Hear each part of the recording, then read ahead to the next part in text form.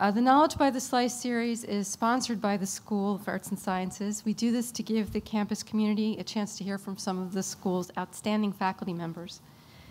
Today we're featuring Associate Professor of Classical Studies Peter Struck.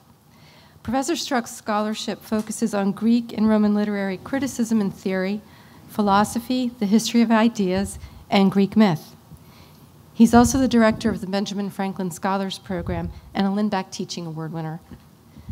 Today he'll be giving us a talk entitled Oracles, Omens, and Dreams, a Cognitive Approach to Divination in Antiquity. Following the presentation, we should have plenty of time for your questions. And we also have a live webinar feed coming in, so we may be getting some questions from a virtual audience. I'm going to encourage you all to make it a really interactive session, and it's informal. If you want more pizza or soda, please help yourselves. And let's all welcome Professor Struck.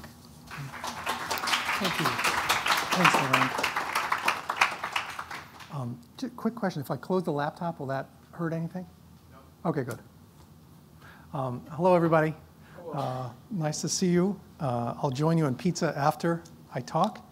And I really appreciate the invitation to come talk to a group of mix of classicists and people that might not be exactly in my field. I think this is the most exciting kind of venue I can participate in, so I'm very happy to be here. At the height of the Iraq War, the New York Times ran an article under the headline, "In Battle, Hunches Prove to be Valuable," one in a series on how the brain works. The Army had become interested in the talents of certain soldiers with nicknames like Hound Dog, who showed preternatural abilities to sense the presence of hidden improvised explosive devices.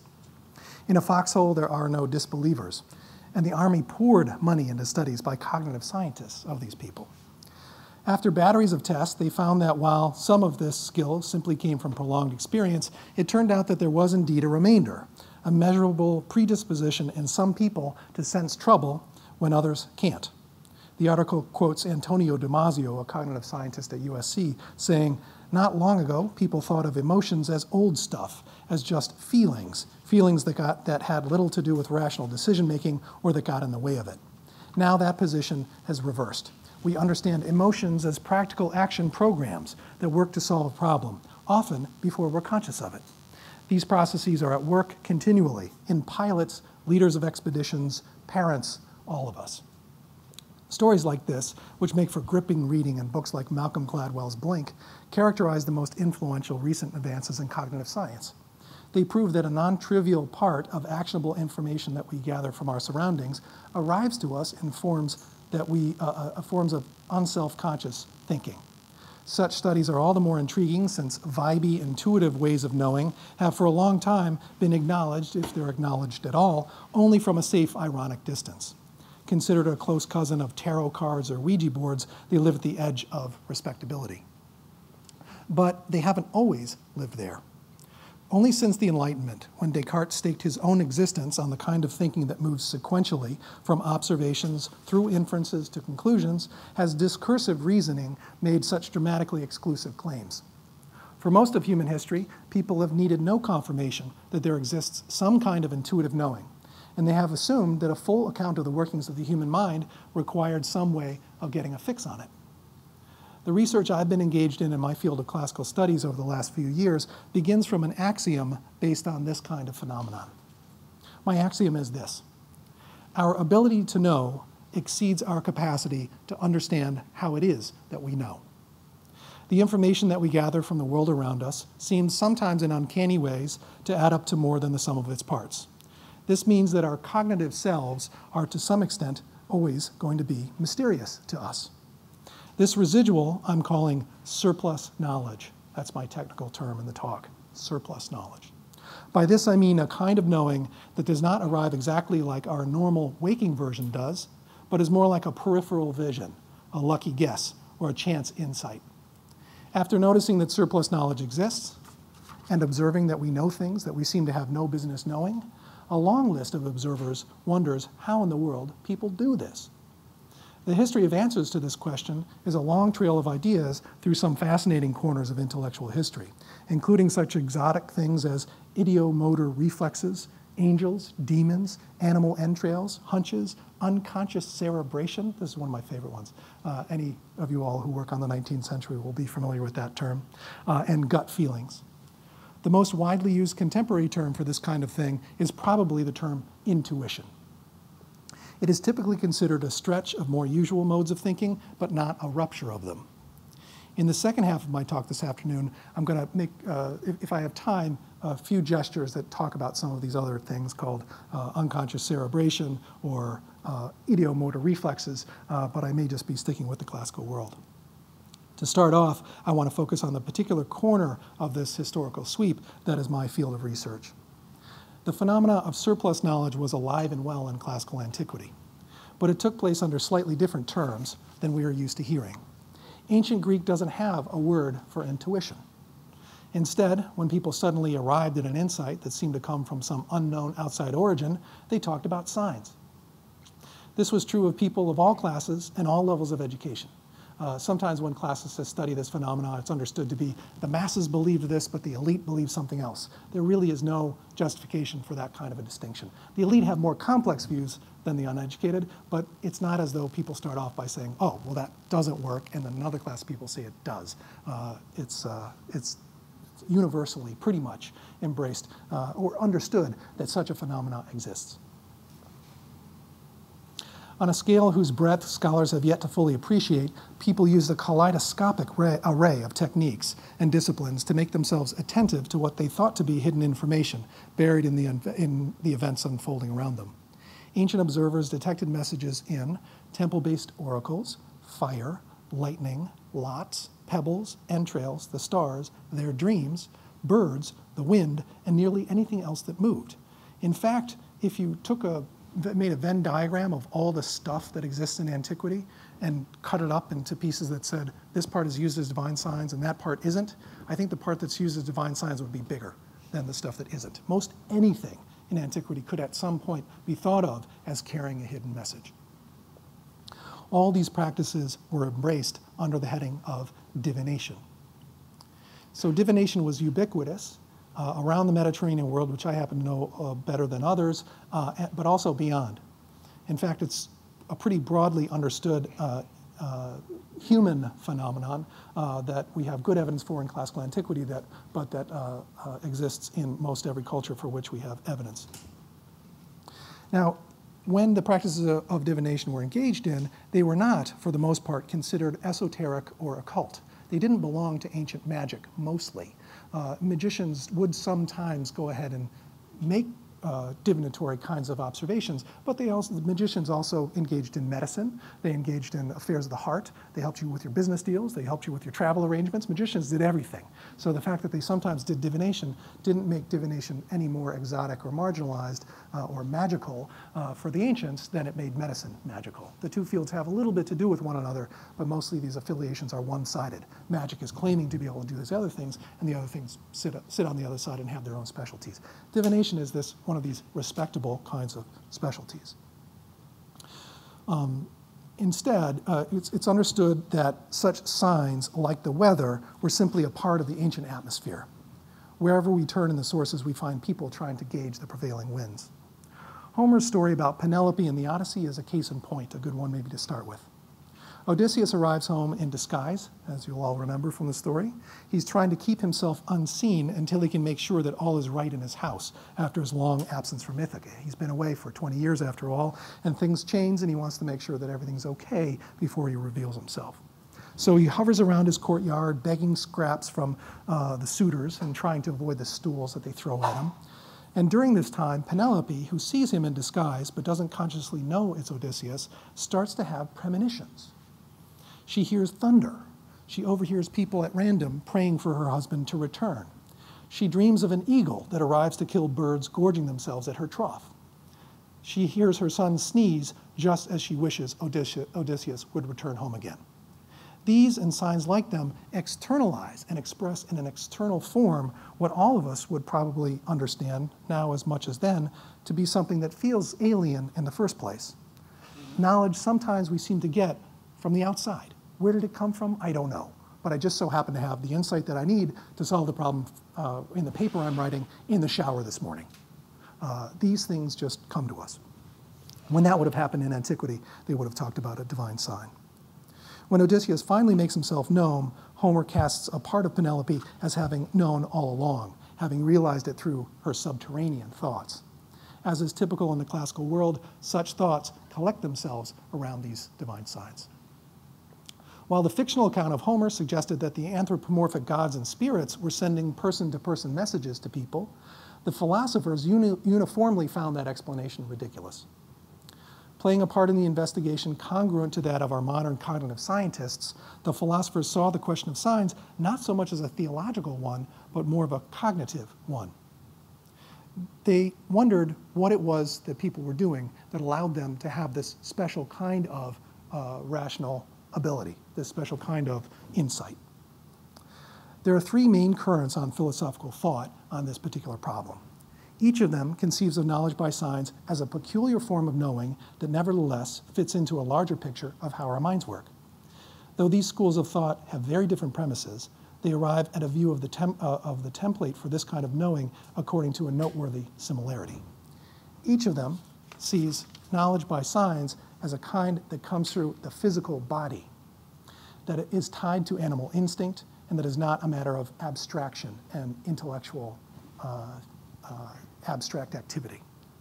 The first two schools of thought, coming from Plato and Aristotle, understand divinatory insights to be tied with animal instinct and to belong to a fringe form of cognition that is specifically connected with humans' animal natures.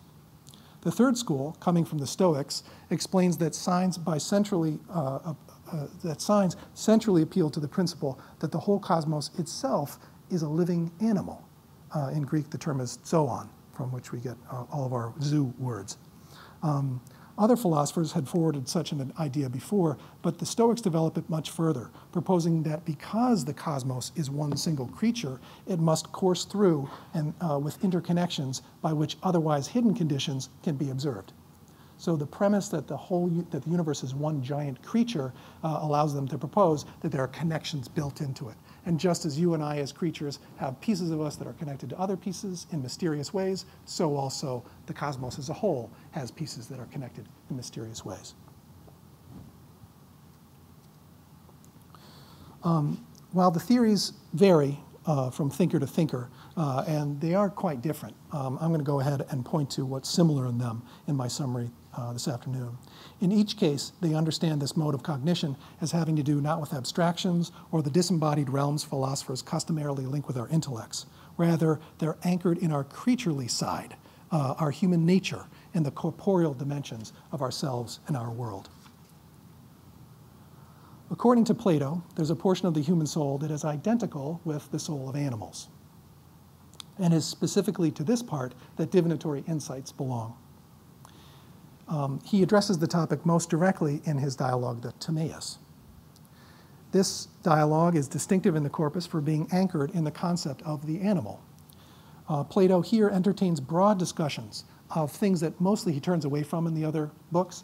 He doesn't like to talk about bodily things, creaturely natures. He doesn't like to talk about nutrition or procreation or bodily processes at all. He's an anti-body kind of guy. But in the Timaeus, it's an exception in the corpus. He spends a lot of time talking about our bodily natures. He talks about reproduction, digestion, metabolism, and he treats our corporeal natures as an important piece of what it is to be human. Plato speaks of the creation of the universe itself as a cosmic living animal. He introduces this language that the Stoics are going to use later. And then he narrates that a race of humans was fabricated in the image of the cosmos. So all of us are made in the Timaeus as images of the broader cosmological frame. Further, he claims that non-human animals are then directly derived from humans. So first, humans are created in the image of the cosmos, then non-human animals come out of humans. The original race of men was given a three-part soul with a highest divine part, reason, that's housed in our heads. It rules over the lower parts of our soul, including the lowest one, which is placed below the midriff in the lower trunk. This lower soul has a sinister animalistic cast. The creators of us had to bind this one down there like it was a wild beast, where it is constantly grazing at its manger, This is the piece of us that makes us want to do things that Plato wishes we didn't have to do, like eat and have sex. Doesn't like that. Being engaged in the body is something he'd rather that we not have to be. In addition to these pungent metaphors, he explicitly equates this part of the human soul with the soul of animals. Humans are the original race of creatures, and then reincarnation sets in. So the first race of humans is created, and then they pass their souls on to a next generation. Humans, through reincarnation, this first race of men bequeath their souls to following generations. Those among them that keep up their highest parts of the soul give their souls off, and those souls inhabit new human beings. Those who do not keep up their highest parts of the soul by intellectual activity and engaging in theoretical speculation, so that the highest order part of the soul decays, those that don't keep up the highest part of the soul are, by the time they pass out of life, have only their lower orders of the soul percolating. If they reach this stage at death, then those lower order souls get born into non-human animals. This is where non-human animals come from. It's from decayed humans that have only these lower orders of the soul. So this zoogony puts a finer point on the animalistic side of the human soul. More than just being animal-like, this lower soul is actually not distinguishable from the soul of animals. Now, all three parts of the soul, even the lowest, engage in distinctive cognitive activities in Plato's account. These are related to their internal movements. The rational intellect operates like our internal gyroscope. It spins in Plato. It spins around. And there's a part of it that spins in alignment with the fixed stars. There's a part of it that spins in alignment with the planets. And those parts of the soul, by spinning, let us tell what's alike and what's different. And those are the basic cognitive operations of our highest order rational soul. Spot likenesses and difference according to this spinning gyroscopic motion. The lowest part of the soul, the animal soul, mostly just lurches about. It doesn't spin very well. It jumps from thing to thing to thing and produces appetitive desires, mostly for food and sex. But occasionally, during sleep, when most of the soul is dormant, this lowest animal part can become soothed. And when it does, it can, despite itself, start to spin. When it spins in alignment, it achieves its own ability to have a certain kind of insight. So it actually gets, Plato calls it a kind of recompense, a consolation prize. Rational insight goes to lower soul in the moments during sleep when it's calmed down enough that it starts to spin. When it does, it's able to achieve its own kind of insight, which Plato calls divination through dreams. He calls this a phantom image of daytime intellectual activity. He deepens this animalistic character of it, linking it directly, interestingly, to divination by the liver, which is a traditional ancient way of doing it. He talks about the liver as playing a critical role as an organ that calms down the lower soul. But he really tries to get us to a way of seeing this divinatory insight by dreams as being something compensatory to the lower soul that belongs to it distinctively, that allows it to gain a certain amount of insight. Now, when Plato tells that the lower soul is going to have insights, he never claims that this lower soul is going to be able to see the deep meaning of the cosmos. Divination is not going to allow you to do that. It's not going to allow you to commune with the divine will.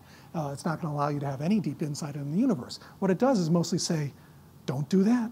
Be careful with this.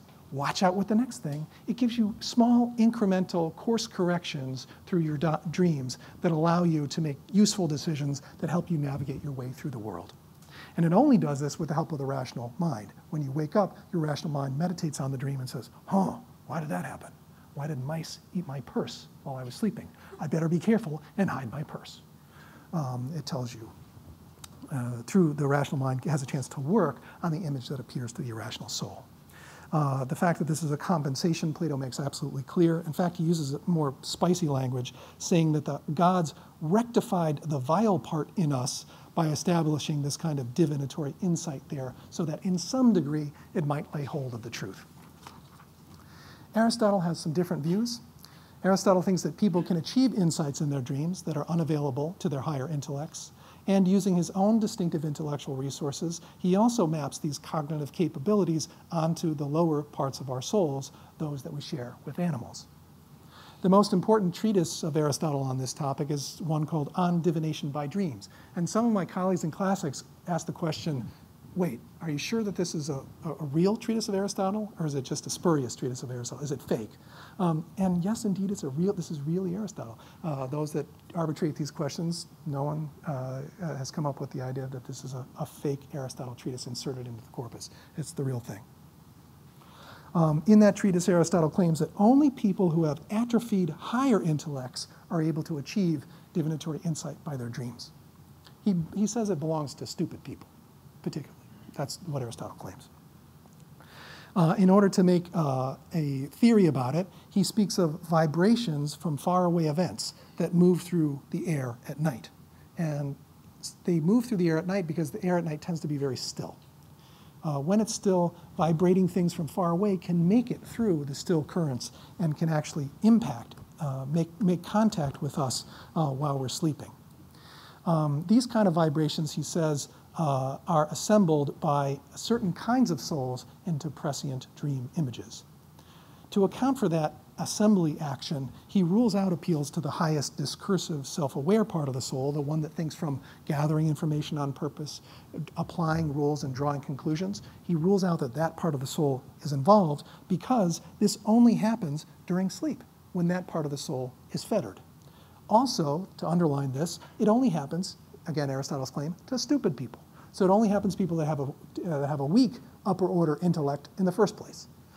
Since they do, this part of their soul is actually taken out of the picture. It can't be part of the explanation. So he rules out appeals to the highest discursive, self-aware part of the soul. It's especially to these other kinds of pieces of the soul that he wants to appeal to try to make a case. Some people, like those that are simpletons, also, he says, those that are melancholic.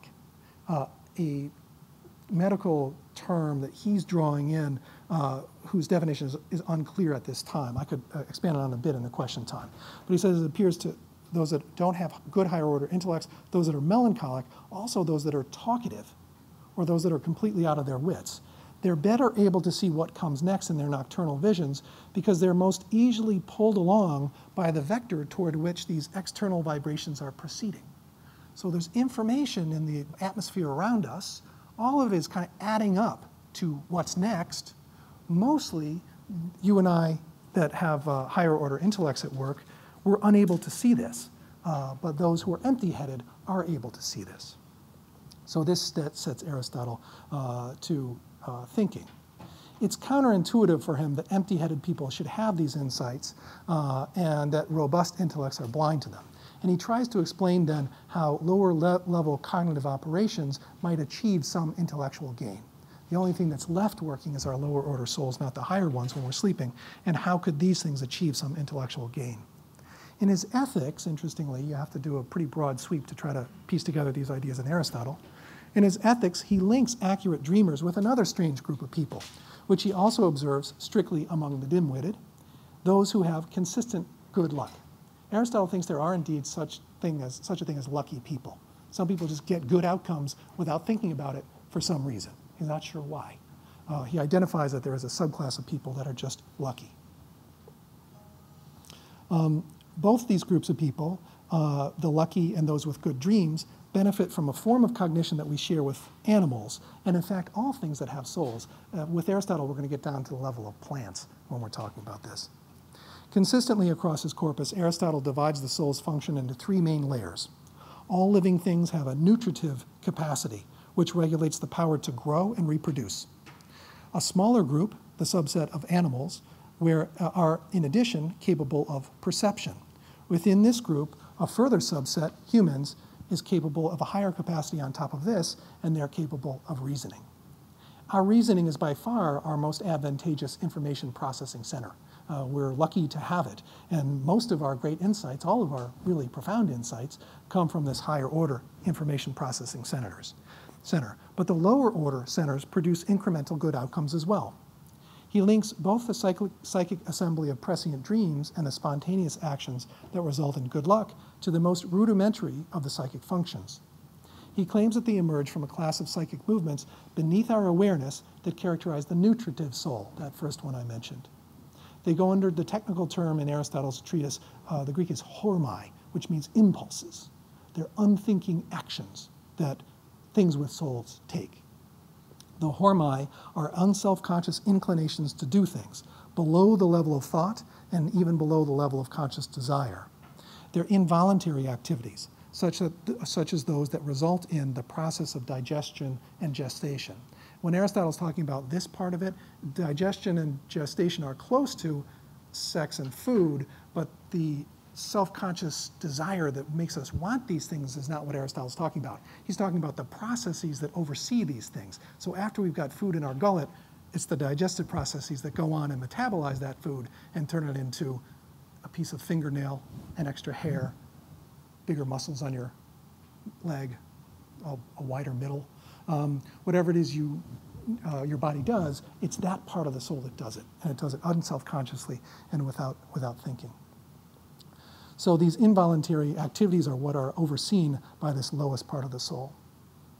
These produce obviously good things for us as creatures. They help us digest food. I mean, without it, we wouldn't go on. They help us reproduce. This is something that is profoundly important for Aristotle. He says it's one of the bases of our thriving and our happiness, is that we have the capacity to reproduce another like ourselves. It's the way in which we participate in eternity, according to him, is through this process of reproduction. So these are profoundly good things. It's just they happen unthinkingly. They also, interestingly, happen for a whole other class of beings with whom we share this nutritive soul. Remember, anything that's alive has this rudimentary form of soul. That includes us and also animals. Sure, they digest and they also gestate, but it also includes even plants. Any living thing has a nutritive soul in it. So the kind of movements that make us process food are the same kind of movements that regulate the processes that keeps a plant alive. So when a sunflower leans toward the sun, its plant-like soul is making it go toward what's good for it. When it sends out roots toward water, it's making motions, it's ending up in moving activities that are good for the plant. So these things are obviously good, but they don't require a lot of higher order thinking. In fact, they don't require self-conscious thinking at all. All of these processes manifest a core Aristotelian principle that nature, in Greek phusis, for him, nature, big term in Aristotle, that nature always, or for the most part, reaches for what's better. In Aristotle, things mostly tend to work out. He is the opposite of a nihilist. Things mostly kind of work. He invokes the principle to talk about nature always reaching for what's better, specifically in consideration of lowly creatures. But perhaps, he tells us in his Ethics, but perhaps even in inferior creatures, there is some natural good, stronger than themselves, which aims at their proper good. Both the lucky and those who get warnings in their dreams are operating according to these impulses, and they achieve their good outcomes via this lowly information processing center. Just as it steers even rudimentary forms of life, like plants, toward what is good for them, so also it's humming away inside of humans as well. The empty-headed are especially attuned to it, and its effects are especially visible in the empty-headed because their internal dialogue, which in intellectually sound people is busy working away at complex problems and trying to solve things and come to greater realizations, their internal dialogue is so faint. While they can't achieve magnificent insights of which fully realized humans are uniquely capable, they can achieve uncanny good results via their attunement, the incremental benefits that emerge out of these rudimentary systems. They're a little more tuned to that stuff. They can hear their inner voice of this lower soul churning away when it does, because their upper soul doesn't have a robust dialogue happening. Aristotle thereby aligns insight with animal instinct and talks about how this part of knowing that we get through our divination by dreams comes about via the lowest, most animalistic, most bodily parts of our soul. Once again, divination lives at our creaturely natures. For both Plato and Aristotle, divination is a fringe phenomenon. and is explicable as an alternative form of cognition. In my last example from Antiquity, in the case of the Stoics, the basic premises are quite different. Their distinctive views on the gods, the cosmos, and the soul yield a world with quite a different shape than that of either Plato or Aristotle. Given the degree of this difference, it's all the more noteworthy that the category of the animal, again, emerges as a central one for them. They straightforwardly claim that the signs percolating through the cosmos, including those that emerge in dreams or oracles, emerge from the physiology of a living organism. In their case, the relevant animal is the cosmos itself. The Platonic idea that the cosmos is a single creature takes on an entirely new pertinence for the Stoics. For them, it's not a metaphor, but it's a statement of fact that the world is an animal, a single creature. And their larger philosophical system has unique resources for thinking through the implications of this.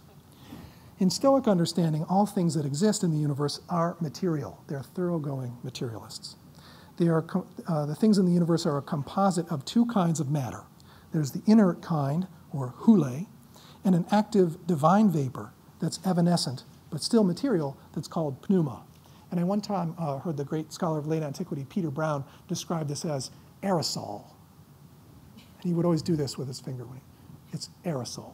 So you've got inert matter, and that's just kind of lumpen stuff that doesn't have characteristics to it, and then the divine aerosol that is diffused through the cosmos, still material, but very evanescent. It permeates this lumpen stuff and gives it the characteristics that all the stuff around us has. This is the case for every discrete entity in the cosmos, from huge things like planets, to complex living things like people, to tiny things like grains of sand.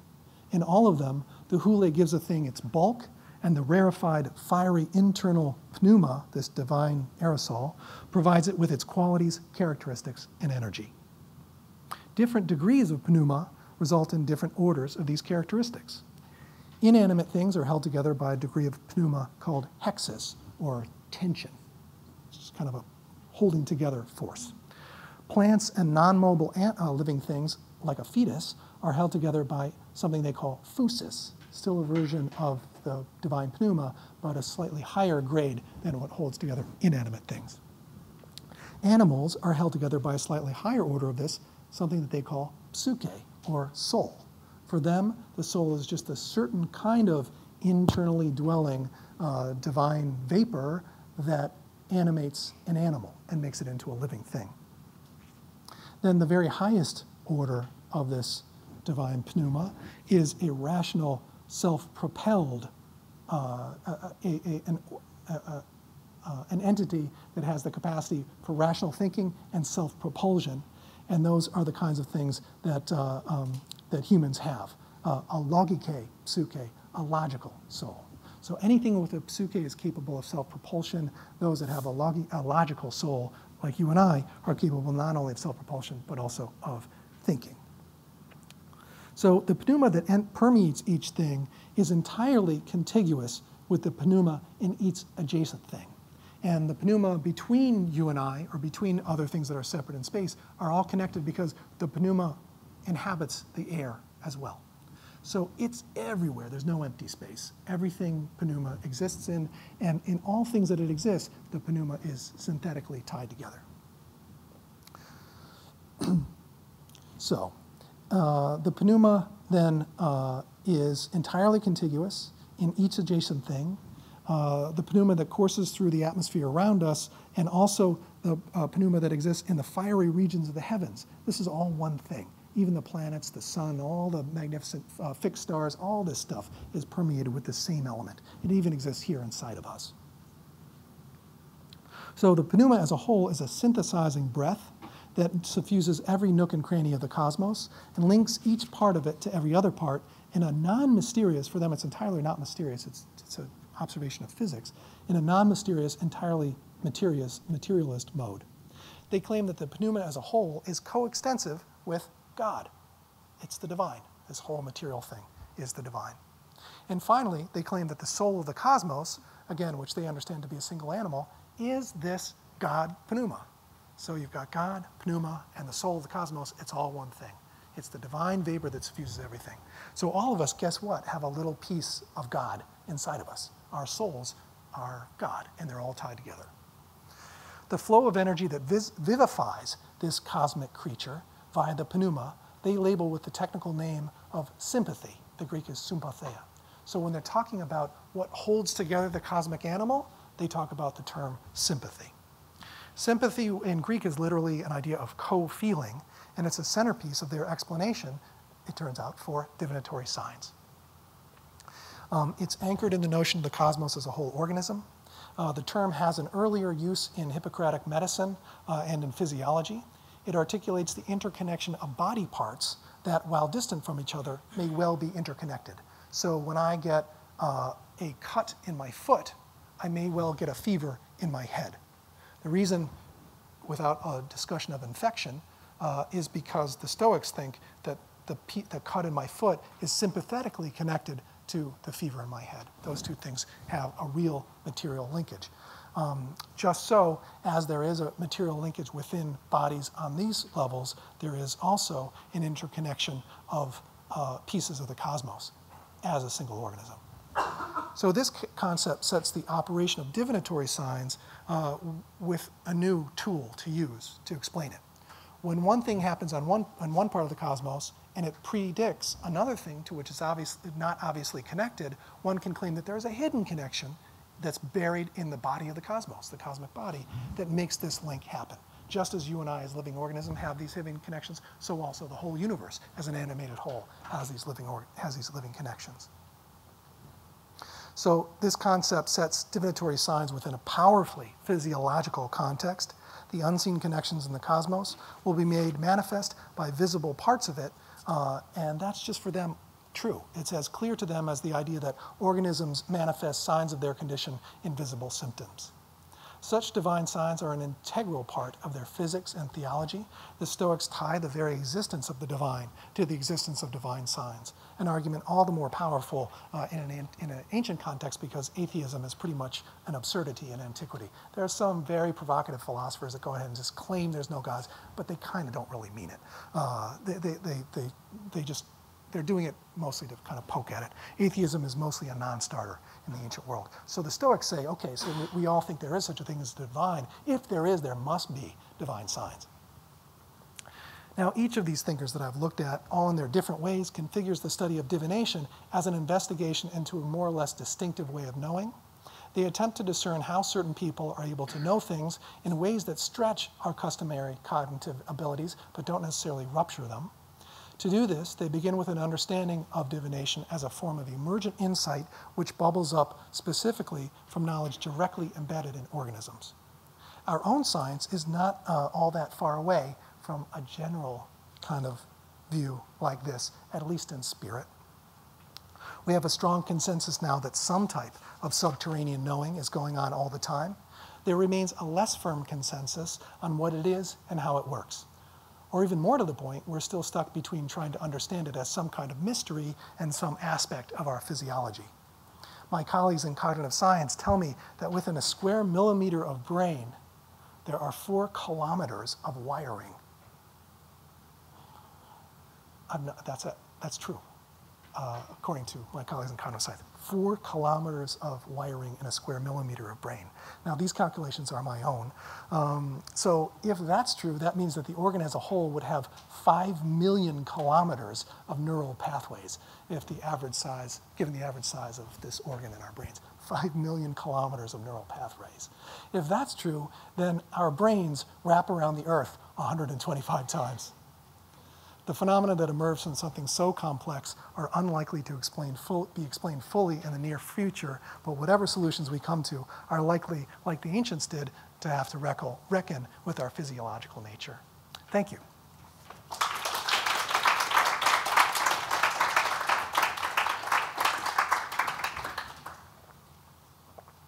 So we're taking questions. Yes, in the back. You said that Aristotle said that dumber people have better intuition because they have less of an inner monologue or inner dialogue distracting them. Would Aristotle have anything to say about people who can consciously mitigate their inner dialogue, like through meditation or whatever, to then so that people who are intelligent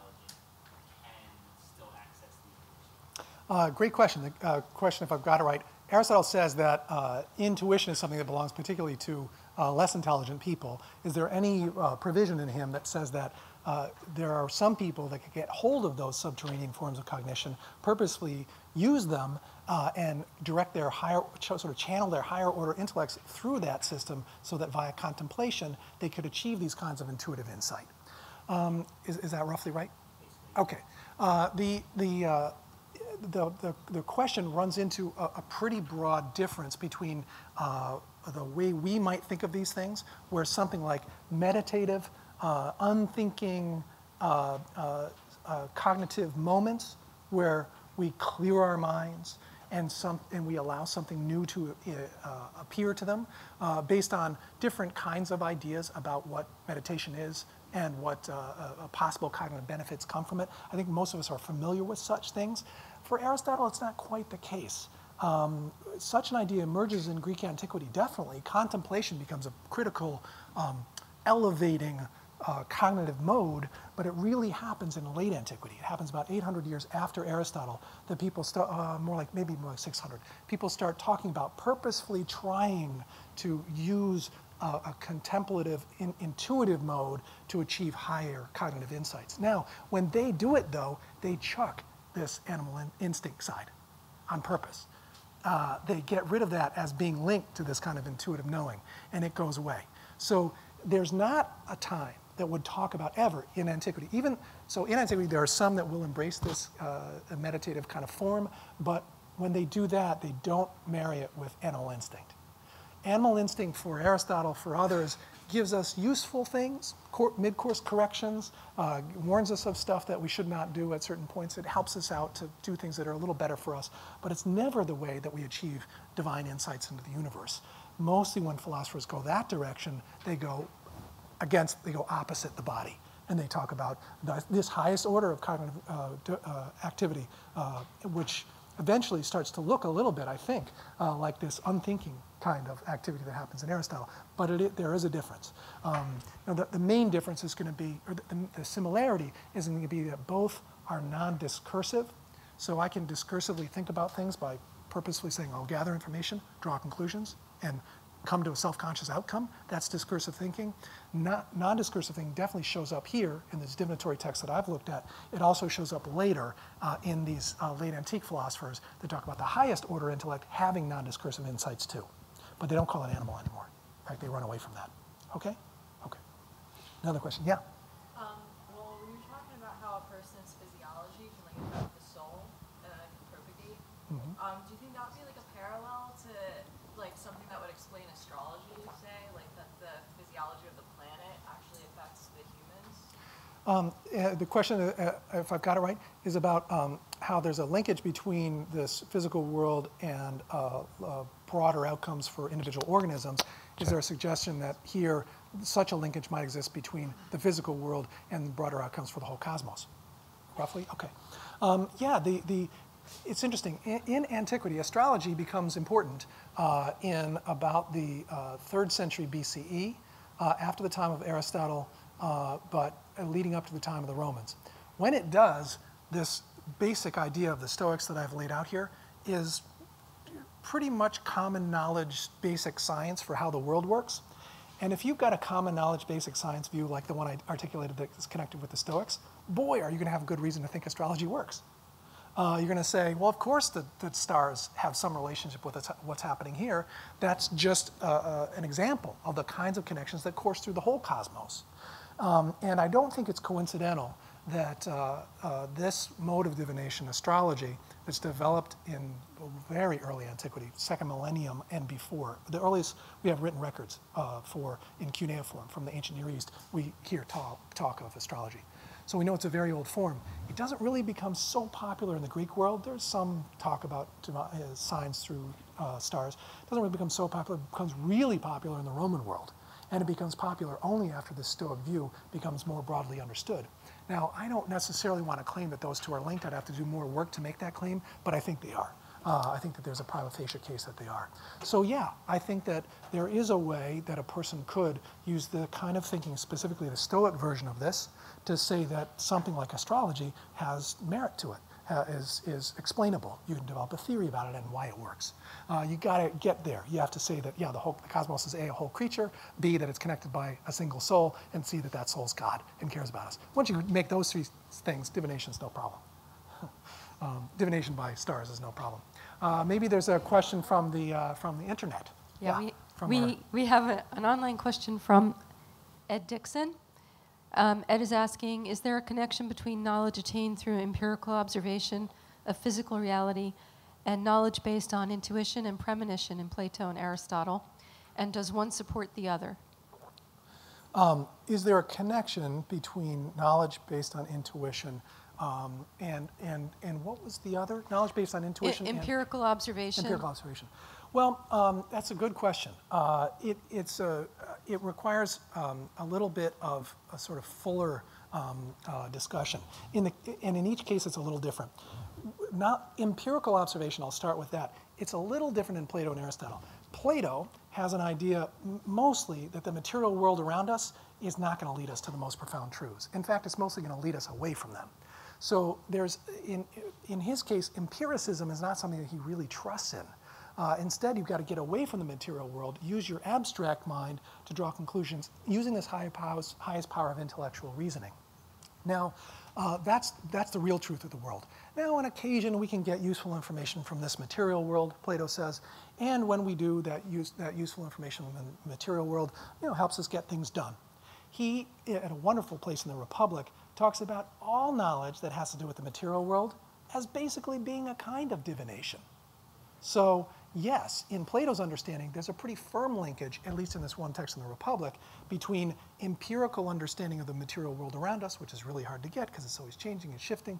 There's a direct link between that and the kind of knowledge we can expect diviners to have. Now remember, in Plato's case, the kind of knowledge we can expect diviners to have is pretty low level. It's incremental course correction kind of stuff. Watch out for this, don't do that. It's not the grand things that our higher order mind is capable of. He says that's what we should do. So in his case, yes, there's definitely a linkage between empirical observation and divinatory knowledge. In fact, he basically says that empirical observation is like divination. And by doing that, he means to run it down. He doesn't mean to make it magical or amazing or exciting or anything like that. In Aristotle's case, it's quite different.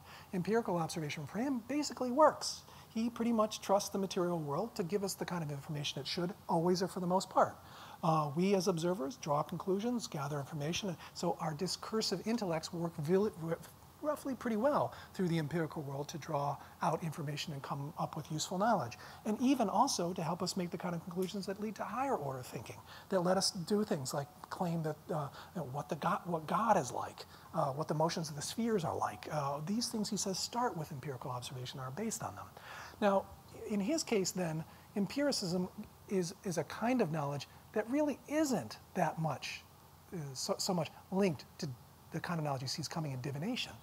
Divination is more a nudge that you get along the way that helps you grow your root in a better direction to find water, or twist your body toward the sun like a plant does. So you find what's good for you just in a kind of lucky way at the last minute in an incremental way. But it's like a very low order of empiricism, whereas there's a higher order empiricism in Aristotle that allows you to do great things and see great insights. So in both the case of Plato and Aristotle, I think there is a linkage, but I think it's very different. Plato, there's a linkage, but in his view, it runs down empirical knowledge as a whole. In Aristotle, there is a linkage, but it happens at only the very lowest level of empirical knowledge. So the kind of knowledge we gain from insight by dreams or divination in Aristotle is like unthinking empirical knowledge, so hardly even empirical at all. Thanks for the question, though, Ed Dixon. Another question, yeah, in the back? Yeah, it seems to me that there's a distinction, and I'm curious of whether they made it, between a kind of knowledge that never emerges into consciousness. Shall I take this road or that one? Maybe not that one. And then there's a kind where it emerges in, and this is to me more divinatory, it emerges into consciousness and it's attached to something outside yourself. And you're aware consciously that something's saying, not that. Yeah, I think, well, now why would the second be divinatory if it emerges so consciously? Divination is attached to a sign that's external, an operation that's external, a Okay. that's operating. So, It's not just a hunch. yeah. Okay. There are differences in these in the understandings of these divinatory traditions across different cultures, Right. and in the ancient Near East, we've got a different kind of thing happening, and I think the traditions in which with what you're talking about, this is not my area of expertise, but I think there is much less of the kind of difference I'm trying to draw here within these Greek philosophical accounts. There's much less of that kind of a difference, maybe, in an ancient Near Eastern context. That's what I'm interested in. Yeah.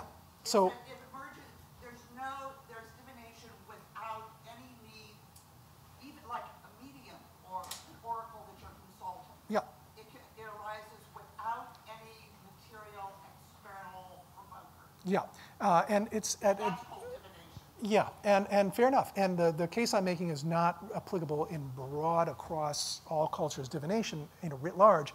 It makes more sense to me with respect to a certain sliver of the evidence, ancient Greece, and then also philosophical accounts within ancient Greece. So there will be very different understandings of how these divine signs work in broad culture in ancient Greek, and then also in other divinatory traditions, there'll be different ways of understanding how these things work.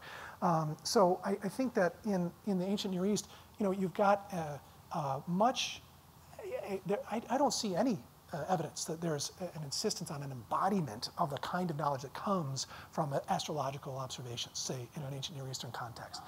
Yeah, or the observation of omens in omen collection texts, which basically unfold in an if-then kind of format. If a certain thing happens in the atmosphere, then the next thing happens in the other. Right. Which But yeah, still omens. yeah, of course, there's still omens and they still count. That is an external phenomenon that's Yeah. operating Yeah. that then you impose from Yeah. whatever source. Yeah. And the operation itself helps you. Yeah, plus your own external. the arrival of the knowledge in that case is unmysterious. It's Yes. built into the universe. You've observed it because you're a smart person and you got it, and then you move forward. I agree with Yeah. you entirely Yeah. about that. It's many species of a high spirit. Yeah, you're right, exactly. That's sort of the way. But I think there's a mechanism that provokes it. Yes, yes, I agree. So, thanks. Yes.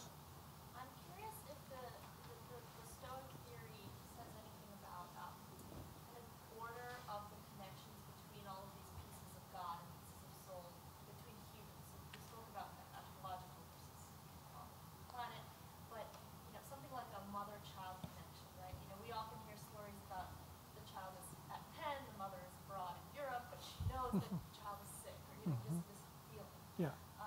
So I'm just curious, and it's been having perceptions. So curious if the theory talks about these human relations that can influence this divine connection. Great question. So does the Stoic theory that I talked about, which talks about connections between people between things in the universe over very broad distances, make any hierarchical statements that says that actually some pieces of the cosmos will know other pieces of the cosmos a little better than others, and in fact, mothers might know their children a little better than others. There's not so much of that in the Stoic view. There's just invisible connections, and they're strange. Human fellow feeling is important, but it works according to connection that can be felt, sure. It's not utterly divorced from divination because for them, all cognitive capacities take place via this divine pneuma. So anything that's cognitive at all is all in one big mush for them. They don't have levels like Aristotle does and Plato does.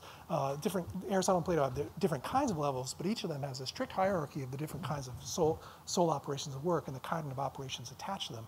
The Stoics basically see it as all kind of one thing. It's a big monistic organ in there, our souls, and it has connections. It is able to use the connections that exist in the cosmos between things to draw conclusions. Now, it's not as though there is some special human-to-human relationship that is different than the outcome of the entrails that are connected. After they would sacrifice a goat, they would stare at the entrails to see whether it's a good time to attack your enemy. The connection between the entrails and the enemy's movements is congruent to the connection between a mother and her child, or between someone out there who doesn't know your child and your child. When they exist, that's when you see them, but they don't predict as far as I know from the text, they don't predict that those connections will be concentrated across familial lines or across bodily connected lines. That's not a prediction that they have. It's a great question. Yes? Has this this knowledge influenced your personal life in any way? If you investigated divination, or has it changed any way the way you live? Has the knowledge influenced my personal life in any way and the way I live? I'd say, I'd say yes, to the extent that anything that I study that I really care about, and I try only now, and I'm lucky enough now to be in a position in life, being at Penn, where I only have to think about things I care about, which is great. I mean, how many jobs do you have that you can only focus on thinking about things you care about? So when I get the chance to think about things I really care about, I almost always come back to this a built-in sense that human beings have of what's wondrous in the world. And I try to look at that sort of specifically. That's my target, is the sense of wonder that people have. And the ways that these different modes of wonder are constructed, those to me are utterly fascinating. So watching the way this particularly carefully complex mode of wonder is constructed is to me utterly fascinating. It doesn't necessarily, though, make me think that my dreams actually might be telling me something, or that my friends' dreams might be telling me something about them or about me or something. It hasn't made me put any much more investment in that, but it surely has shored up my own investment that we as human beings are amazing creatures, and that the kind of lives that our cognitive selves allow us to live are probably going to be unfathomable by our own selves. Our own intellect is ill-equipped to understand ourselves, and that's to me it's exciting, it's invigorating. The unconscious mind is something you can still investigate and never know it. I think, yeah, the unconscious mind is something you can still investigate, and you'll never quite. Someday, I don't want to tell my colleagues in cognitive science who are pretty sure they're going to figure it out, I don't want to tell them they're wrong, because I don't know that. But, we'll see. We'll see. Maybe they will, maybe they won't. They'll surely come to better understandings. And I think they are. They're coming to better understandings. And when that happens, it's exciting, always. Yes, another question. Oh. Okay, maybe time for one final question. Yes? I think it's really fascinating because philosophy places something like a soldier being, especially good at finding landmines or whatever, to reading entrails. And the idea that that's actually the same sort of thing going on. Because nowadays, nobody would ever think that, I imagine. I imagine you're right. But my reading of this article had an uncanny feel to me. So you're reading about these battlefields, these soldiers who are worried. They're in touch with their bodily selves because they see friends of theirs, physical selves, ripped open. And this is, your bodily nature is made clear to you in a context where it's threatened. So they are going through this maximally dangerous moment where any increment in knowledge is going to be helpful. Gut feelings, gut checks, all these things help them make decisions. And in the case of that I started off with, decisions that seem to have there's some actual validity to the systems, to trusting in those kind of systems to make these decisions. The fact that in antiquity, the most common venue in which the diviner's talents were valued was also the battlefield. To me, that's not a coincidence. Maximal investments in incremental knowledge that people who just were good at reading their guts, those kind of people were trusted. And so when someone proposed, let's go attack that hill, bring out a goat, slaughter it, you've got someone who's good at intuiting the situation, staring at what's basically a Rorschach test, right? You're not going to. And in antiquity, it shows they never have a scientific manual that shows you when the liver means this, it means that. They don't do that. It's just, you just kind of have to trust the person that knows it. And they stare at the pulsating innards and they say, no. And everyone goes, bring out another goat. 5 minutes later, cut it open, stare at the pulsating innards. Now's not the time. Keep doing that until it's the time. And it might not be 9 in the morning. It might be 6 at night. Those moments, people rely on people with vibey, intuitive knowledge to decide them for them. And my sense in the picture I'm trying to construct here is that in the Greco-Roman world, when people wanted to know this kind of knowledge, they inserted in the position the kind of people that the New York Times article called hound dog. These are folks that know the atmospheric sense of things. Now's not a good time to attack, or now is. And that kind of a calculation, it takes tremendous skill, and it relies on a huge amount of just vibey knowing. And I don't have intimate knowledge of this, but I would imagine that were there a military officer in our presence, I'm guessing that the military officer would attest that I'm right. But don't take my word for it. If there's a military officer watching, please let me know if this is right. Thank you, Dr. Stroud. Okay. Thank you all for joining us. Thank you.